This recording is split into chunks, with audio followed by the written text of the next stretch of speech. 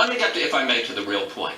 Politicians complain about bad press. I think you have some legitimate complaints about bad press. The First Amendment protects the press. We are in the Constitution, and it is offensive, quite frankly, to have folks, any politician, but folks who have been in the White House for a week lecture us about what we should and shouldn't do and that we should keep our mouths shut. Well, no, what my colleague Steve Bannon is saying is, why don't you talk less and go listen to America more? Because let me tell you something, I know what he meant, I work with him every day. The media failed to learn America. Donald Trump proved something that the media failed to do, which is he understood America.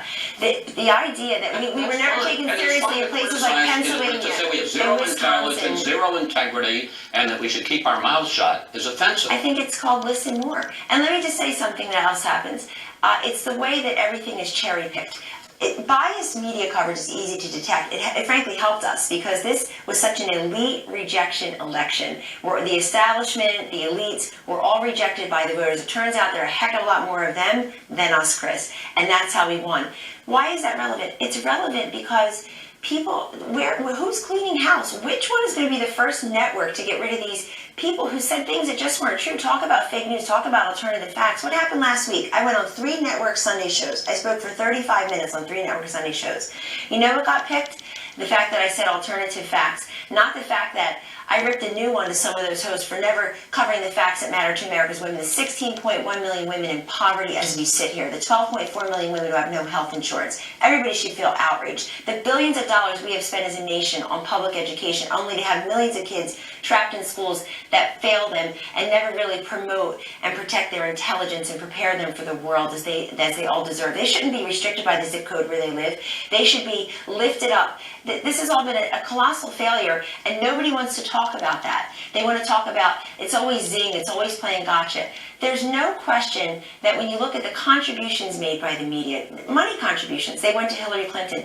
We have all the headlines. People should feel embarrassed. Not one network person has been let go. Not one silly political analyst and pundit who talked smack all day long about Donald Trump has been let go. They're on panels every Sunday. They're on cable news every day. Who's the first editorial writer? Where's the first blogger that will be let go that embarrassed his or her outlets? We know all their names. I'm too polite to call them out by name, but they know who they are, and they're all wondering why I'd be the first to go. The election was 3 months ago. None of them have been let go. If this were a real business, if the mainstream media were a thriving private sector business that actually turned a profit, which is not true of many of our newspapers, Chris, 20% of the people would be gone. They embarrassed. They failed to protect their shareholders and their board members and their colleagues. And yet we deal with them every single day. We turn the other cheek. If you're part of Team Trump, you walk around with these gaping, seeping wounds every single day.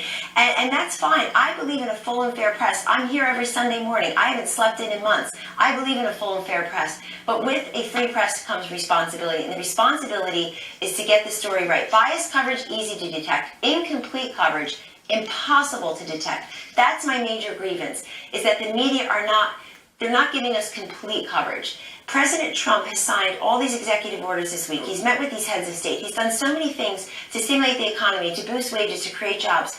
Where's the coverage? KellyAnne, we're going to have to leave there. Thanks for having me. It's been fun. And let me say, you didn't rip me a new one. Not at all. Thank you. I talk like a Jersey girl sometimes. Thank you very much.